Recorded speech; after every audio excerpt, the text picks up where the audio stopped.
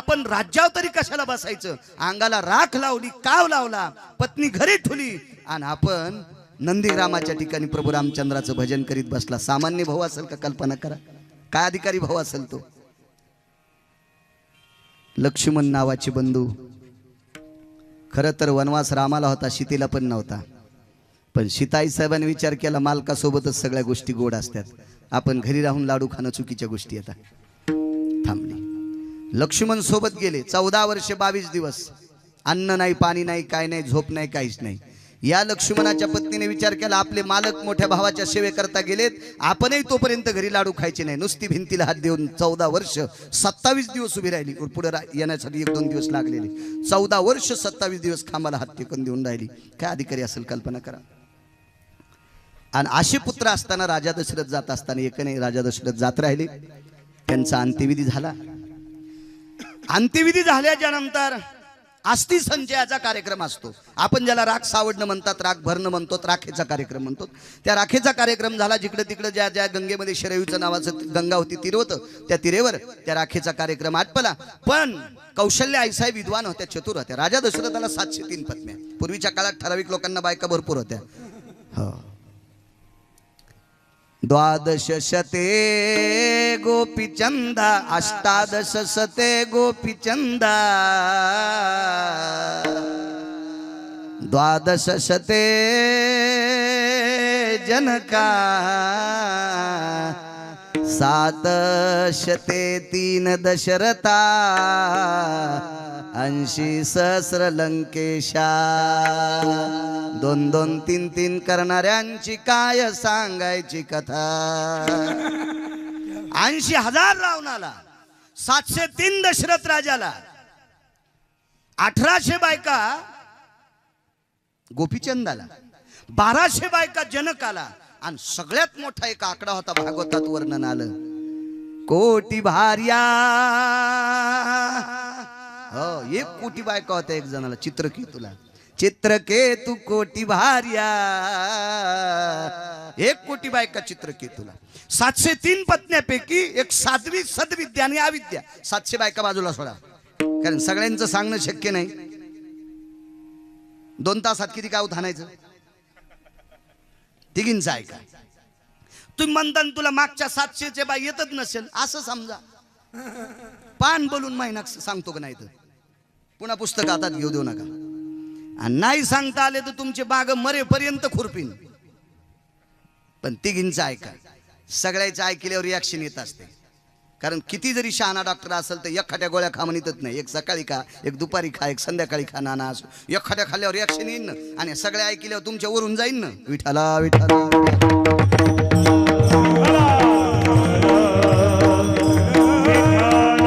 7वी सद्विद्या आणि अविद्या.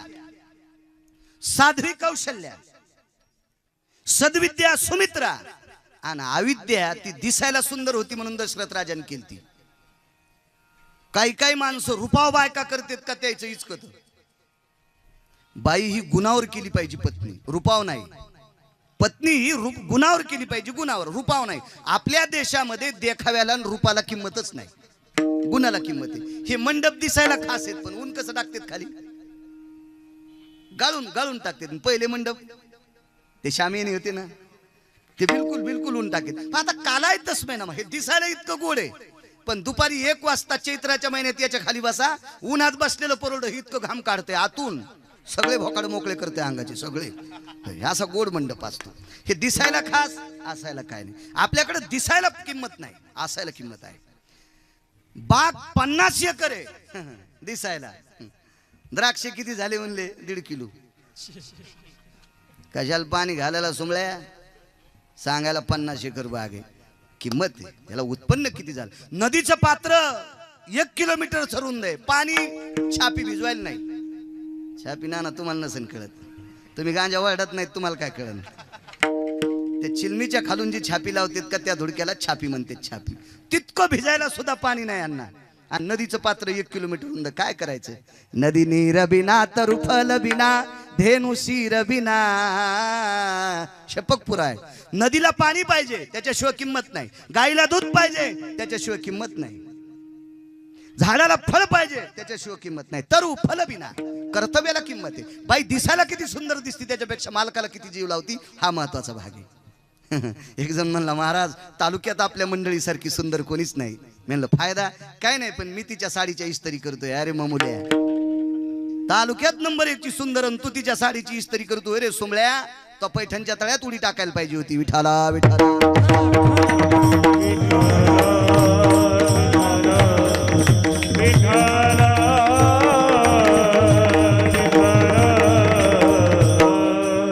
अविद्या कणे. तो लग्न झालं का रे? त्या दिवशी माळ घातली काका त्यानं. शिवगिरी बाबांच्या तिथं आम्ही गेलतो. ते कॅमेरा घेऊन होता. त्याला म्हणलं तुला माळ आहे का रे? ते म्हणलं नाही. म्हणलं याच्यानंतर कॅमेरा कीर्तन करायच्या पुढे टाकायचं. दुसऱ्या दिवशी लगेच शिवगिरी बाबाच्या हाताने त्यानं माळ घातली. मला काल फोन केला म्हणे माळ घातली. आता काय नाही, तुला बायकोही चांगली पाहू आम्ही, काळजी करू नकोस. विठाला विठाला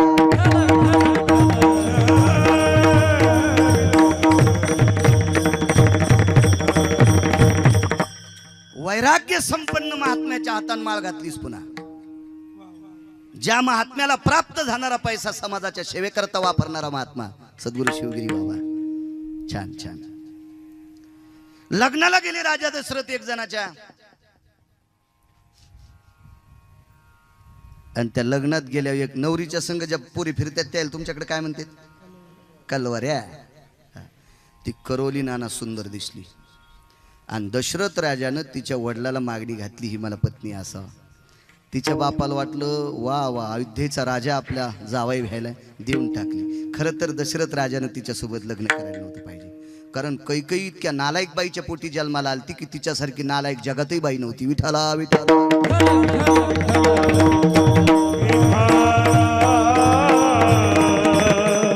अण्णा, एकच पुरावा होईल आजच्या कीर्तनात. एकच माफी मागतो. अहो तू बाट्या हाणायलो वरपू देणार नाही. शेल्यावून माती पडू द्यायची. मग काय ताण घ्यायचा तुम्हाला? पाळी किती एकर झाली ते नाही पाहायचं.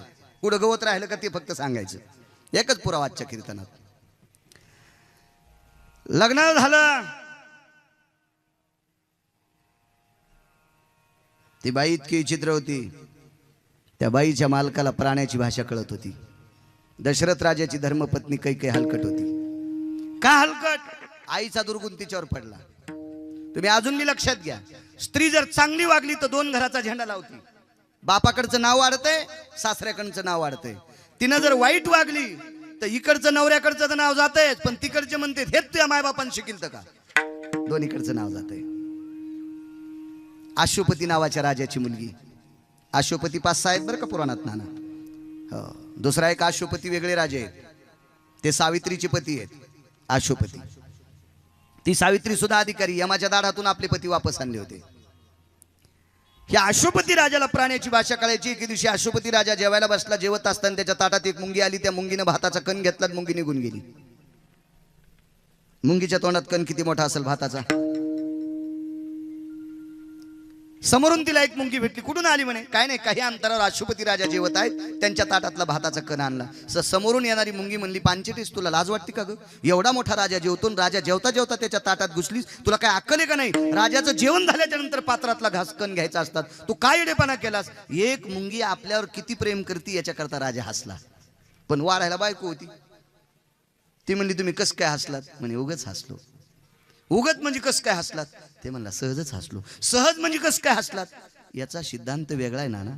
याला प्राण्याची भाषा कळत होती, पण प्राण्याची भाषा जर दुसऱ्याला सांगितली की तो मरत होता.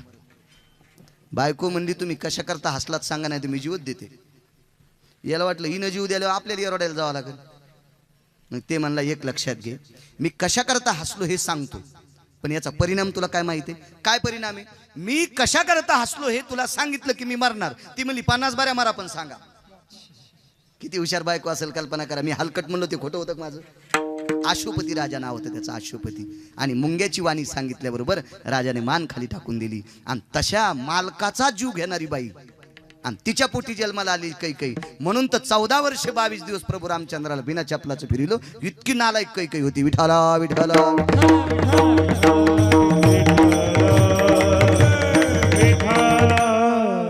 राजा दशरथ गेल्याच्या नंतर अस्थी ज्या होत्या एका कोऱ्या गाडग्यामध्ये ठेवल्या.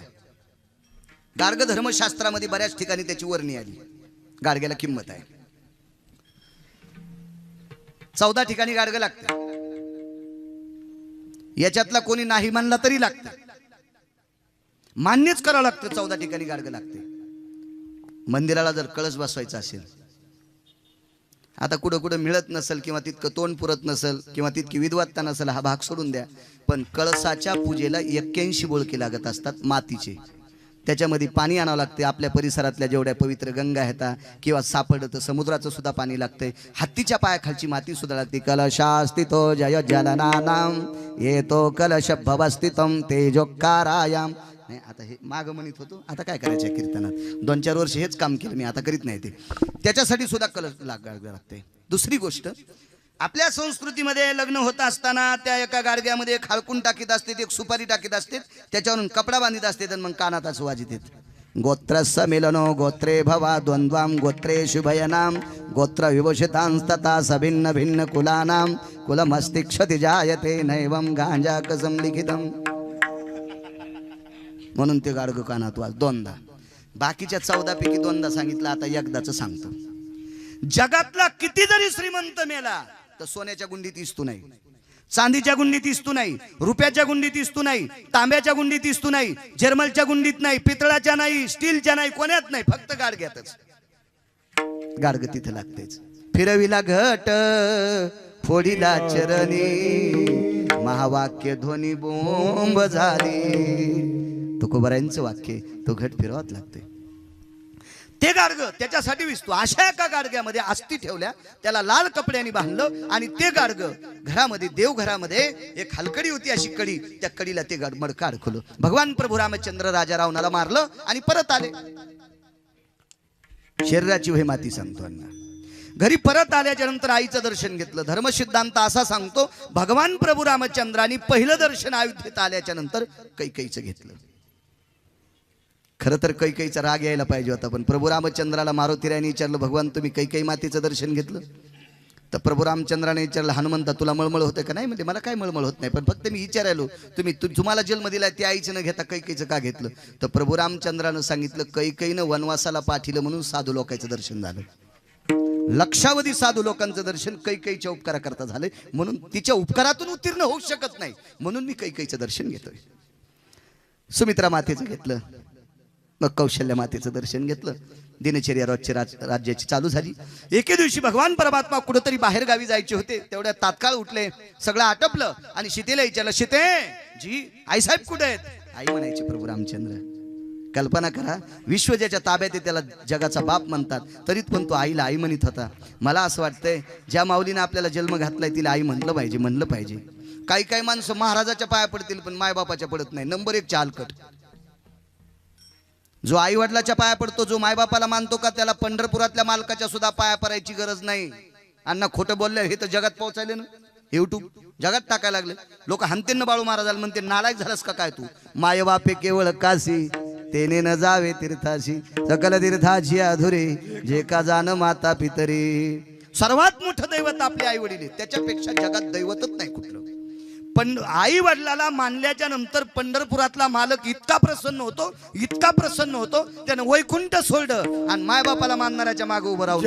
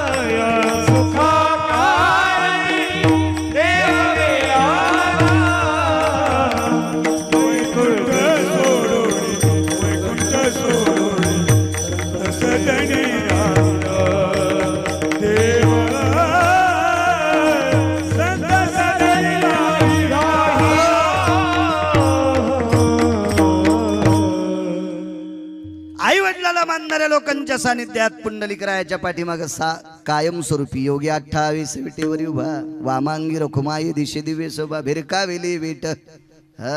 त्या विटेवर जगाचा बाप उभा राहिला. काय केलं पुंडलिकरायानं? फक्त आई वडिलांची सेवा केली, इतकी मोठी ताकद. गडबडीत निघायचं शितेली त्याला शिते आई साहेब कुठे आहेत? सीता आई साहेबांना सांगितलं माझं आत्ताची स्नान आटपले, देवपूजा आटपली, देवाची बायको देवपूजा करते. एकदा वैकुंठात नारद गेले. नारदाने आई साहेबांना विचारलं आई साहेब मालक कुठे आहेत? म्हणले नारदा 5 मिनिटं बसा ना तुम्ही. आई साहेब तुम्हाला विनंती, माझी शपथ आहे, देव कुठे सांगा. शपथ घातल्यावर काय विषय? आई साहेबांनी सांगितलं देवपूजा करायला. तर नारद हसू लागले. आई साहेब म्हणले नारदा हसता कसं काय? अहो सगळं जग त्याचं भजन करते, ते कोणाची पूजा करते? मला बघू द्या बरं. पण भगवंतानं लक्ष्मीला सांगितलं होतं मी देवपूजा करीत असताना मधात कोणाला येऊ देऊ नको. दुसरी शपथ, तो भाक वाहत तसे नारदू. भाक म्हणजे शपथ. नारदानं शपथ वाहिली, आई साहेब तुम्हाला माझी शपथ आहे, मला मध्ये जाऊ द्या. नाईलाज होता वारकऱ्याचा शब्द टाळता येत नाही, इतकी भजन करण्याची ताकद मोठी आहे. पण ही चांगलं बरं का, चांगलं चांगलं. आणि मग आतमध्ये गेले तर नारदाच्या मूर्तीला पाणी घालीत होते प्रभू. नारदाच्या मूर्तीला अभिषेक करीत होते. भजन करणाऱ्याला इतकं प्रेम आहे, इतकं प्रेम पंढरपुरातल्या मालकाकडे. अहोरात्र भजन करणारे नारद, 6व्या क्रमांकाचे संन्यासी, भगवान कृष्ण परमात्मा पाणी घालत होते. विष्णू परमात्मा नारदाच्या डोक्यावर पाणी पाणी, इतकी मोठी ताकद आहे. आई साहेबांना सांगितलं प्रभू माझी पूजा आटपली, सासूबाई कुठे आहेत पत्ता नाही. एका सखीला विचारलं, हे सखे जी आई साहेब कुठे आहेत? माझ घरात आहेत. माझ घरात. माझघर सांगता येणार नाही जीनच्या पॅन्टीवाल्याला कशाला माझघर म्हणतात. हे आपल्याला हेच घर माहित आहेत ना दुसरे, त्याच्यामुळे माझघर राणीवासा हे काय माहित होणार आहेत? हे जुन्या काळातले शब्द आहेत. आणि झालंय कसं माहितीये का, आपले शब्द फुकून दिले आणि दुसऱ्याची बोकांडीवर घेतले. हे दुःख झालं ना. किती सुंदर शब्द आहेत आपल्याकडे, किती सुंदर किती सुंदर. आता आपल्याला पाकाम निष्पत्ती भयजा येते बहुजीवायाम प्रतिपालेषु यद भोक्तव्याम पाका निष्पत्ती यद जायते क्रिया, असं शास्त्र सांगते. घरी किती बी वाजता जरी कोणी आला तरी दुरडीत 2 भाकरी सापडत्यात, अशा घराला पाकगृह म्हणतात. घरी आल्याच्या नंतर कोणालाच उपाशी जाऊ देत नाहीत, त्याला स्वयंपाकघर म्हणतात. घरी फक्त नवरा बायकोच खातेत, त्याला किचन घर म्हणतात. दोघांचीच किचकिच चलते, 2च तोंडन खिचडीन बोंड, त्याचं नाव किचन, त्याचं नाव किचन. कोणी जरी आला तर पाकाम निष्पत्ती भयच ते जायम वैशानर वसुदेश कालम भोक्तव्याना सकल सुदाना जठरानुलयव तृप्तम वासम. तुम्ही मदत केल्यावर मनी जात जाईन ना मी, कधी जा कधी कधी मदत. हे जठराग्नी तृप्त करण्याचं ठिकाण त्याला पाकगृह म्हणतात. चुलीत घातलं स्वयंपाकघर, चुलीत घातलं किचन. म्हातारी मंदिरात पोत घेऊन, आणि हे ज्या घरात झोपते त्याला बेड म्हणते. राणीवसा माझघर, फार सुंदर नाव होते पूर्वीच्या काळातले, सुंदर सुंदर. अहो इतकी शोकांतिका आहे नाना, इतकी शोकांतिका. मराठीमध्ये एका माणसानं MA केलं, MA. मला तर कळतच नाही MA काय असते, कारण मी 7वी शिकेले, त्याच्यामुळे आपल्याला पुढचा दिवस माहित नाही काय मिळायचं. पण फिरून फिरून फिरून काही काही गोष्टी अनुभवानं माहीत झाल्या. MA केलं, MA. त्याला विचारलं का रे बाबा तुम्ही MA झालात? हो. मग मराठी भाषेचं ओरिजिनल नाव काय? देवाला काय माहित. तुला कोण MA पदी दिली, त्याची बसायची जागा हाणायला पाहिजे, अशी हाणायला पाहिजे की त्याला 2-3 महिने त्या जागेवर बसता नाही आलं पाहिजे. विठाला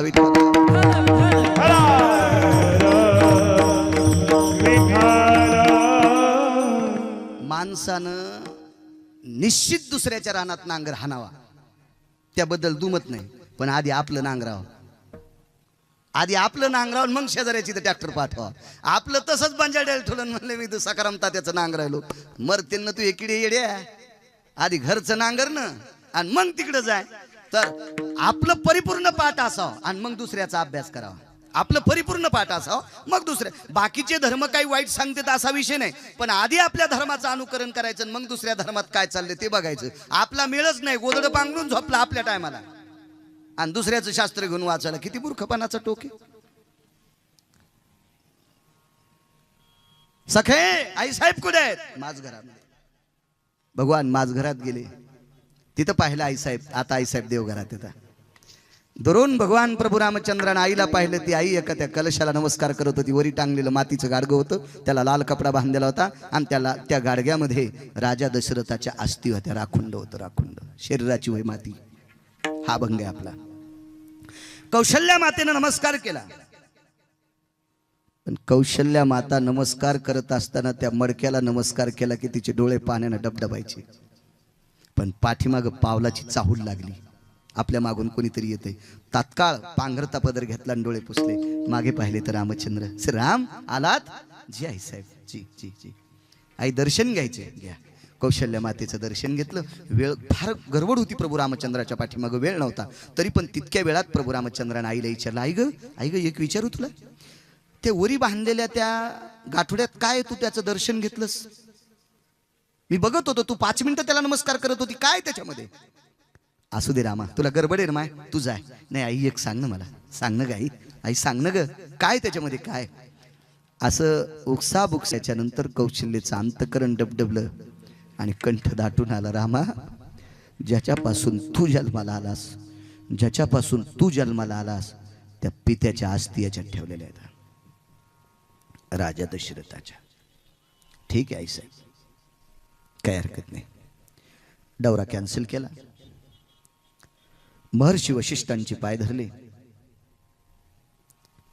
सूर्यवंशाचे कुलगुरू गुरुदेव, आज आईच्या दर्शनाकरता गेलो, काही गडबडीत होतो, पण ते काम बाजूला सारलं आणि माझ्या आईनं एक कलशामध्ये माझ्या बाबांच्या अस्थी ठेवल्यात, राजा दशरथांच्या. याचं काय करायचंय? रामचंद्र, तुम्ही 4 पुत्र एकत्र येऊन ही अस्थी पाण्यात विसर्जित करावा अशी आईची मानसिकता. याच्याकरता एक मुहूर्त काढू आणि त्या मुहूर्तावर अस्थी विसर्जित करू. ठीक आहे म्हणे, काय हरकत नाही. शरयूच्या तीरावर असा सुंदरसा दिव्य मंडप दिला. शरीराची होय माती सांगतोय, किती मोठ्या माणसाच्या शरीराची माती होती. दिव्य असा सुंदरसा मंडप दिला. त्या मंडपामध्ये ऋषी मुनी योगी जपी तपी संन्यासी अनुरागी महान लोक होते, पिंडाचे तर्पणाचे मंत्र म्हणण्यासाठी.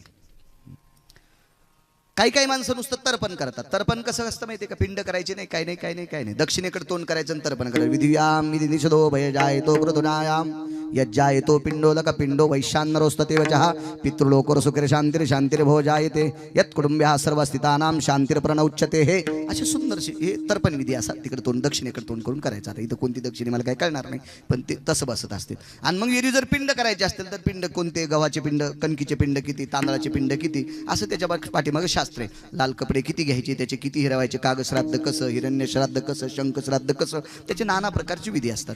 काही विज्ञानवादी माणसं म्हणतात पित्र घातल्यानं बाप जेवत असतो का? जेवत असतो रे सुमळ्या, जेवत असतो. जरा हिशाबात राहत जाय. 2-4 वर्ग शिकला, मोठा झाला, 1.5 लाख रुपये पगार कमायला म्हणजे पंढरपुरातल्या मालकापेक्षा मोठा झाला नाही सुमळ्या तू.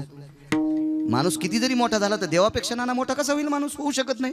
कसं होऊ शकल? अद्याप नाही. त्याच मालकाची सत्ता आहे. अहो मला सांगा, तुम्ही एवढे जण माणसं, मी पुन्हा उच्चाटन करतोय की तुम्ही हजारो गिरगाव करायला अवताला झुकताला अशी श्रीमंत माणसं आहेत, तरी पण माझ्या पुढे बसला. त्यार्थी मी मोठा नाही. मी जरी मला तुम्ही मोठं समजित असाल, पण हे स्पीकर किती दिवस चालू ठेवायचे हे त्याच्या हातात आहे. साळुंकी मंजुळो बोलत शेवानी बोलविता धनी वेगळाची. त्याच्या मनात आलं त्यानं आताच्या आता जर कंठ दाबला तर तुम्हाला सगळ्याला पोस्ट टाकावं लागेल. आदरणीय हरिभक्तीपरायण बाळू महाराज गिरगावकर गेले, मी येरी म्हणालो कीर्तनापुरतं. आणि जरी गेलं तर टाकावं लागेल का नाही? टाकावं लागेल का नाही? ही सगळी त्याच्या हातात सत्ता आहे ना. तुमच्या आमच्या हातात काहीच सत्ता नाही, काहीच नाही. अहो विज्ञान जिथं डोकं टिकते तिथं सगळं संपलंय. एका श्रीमंत माणसाचं पोरगा अपघातात पडलं, मी नेहमी सांगत असतो तरी पण सांगतो. एका श्रीमंत माणसाचा मुलगा अपघातात पडला. त्याला काही मित्रांनी त्याला हॉस्पिटलमध्ये नेलं. पैशावालं होतं, कधी बी पार्ट्या द्यायचं धाब्यावर, त्याच्यामुळे सगळ्याच्या ओळखीचं होतं. हॉस्पिटलमध्ये नेल्यानंतर तिथल्या तज्ञ डॉक्टरनं सांगितलं याचा इथं मेळ बसत नाही, याला चेन्नई, मुंबई, हैदराबाद असं कुठेतरी दिल्ली वगैरे घेऊन जा. एअर ॲम्ब्युलन्स बोलवली, तिथं नेलं. 25-25 डॉक्टर होते तपासायला. वडील फार श्रीमंत होते, 1200-1300 कोटी रुपयाची प्रॉपर्टी होती. ही सगळी प्रॉपर्टी भरपूर असल्यामुळे मुलगा एकुलता एक होता. किती डॉक्टर आहेत म्हणे? 25 ब्रीफकेस आणल्या आणि 25 ब्रीफकेसमध्ये 2-2 किलो सोनं टाकलं. ऑपरेशन थिएटरमध्ये डॉक्टर जात असताना एक सुटकेस एका डॉक्टरच्या हातात दिली. त्या डॉक्टरला अनावधानानं त्यांच्या लक्षात आलं ऑपरेशन किट याच्यात असेल, म्हणून ते घेऊन गेले. सोनं जर असतं तर त्या एनएमध्ये नेलं नसतं. 24 डॉक्टरमध्ये गेले. सर्वांचा बॉस होता. व्हीलचेअर होते, वयस्कर डॉक्टर होते. 2-4 मागं पुढे डॉक्टर चेअर लोटीत ऑपरेशन थिएटरच्या तोंडाशी आली, दाराशी. तेवढ्या अवकाशात मुलाचे वडील समोर आले आणि ब्रीफकेस डॉक्टरच्या हातात दिली. डॉक्टरनं हात लावायच्या अगोदर विचारलं याच्यात काय? ऑपरेशन किट तर मध्ये असेल, आणि असेल ऑपरेशन किट जगताप काका तर मी घेऊन जातो, पण काय याच्यामध्ये? मुलाच्या डोळ्याचे पाणी, मुलाच्या वडिलाच्या डोळे पाण्यानं डबडबले अण्णा, आणि थरथरून डोळे डबडबले. आणि डॉक्टर साहेबांना सांगितलं, आदरणीय डॉक्टर साहेब, मध्ये जे पेशंट आहे ब्रेनचं ऑपरेशन करण्यासाठी आतमध्ये घेतलंय ओटीमध्ये, ते माझा मुलगा आहे, एकुलता एक मुलगा आहे. आणि या सुटकेसमध्ये 2 किलो सोने, पहिल्या 24 लोकांना 2-2 किलो दिले.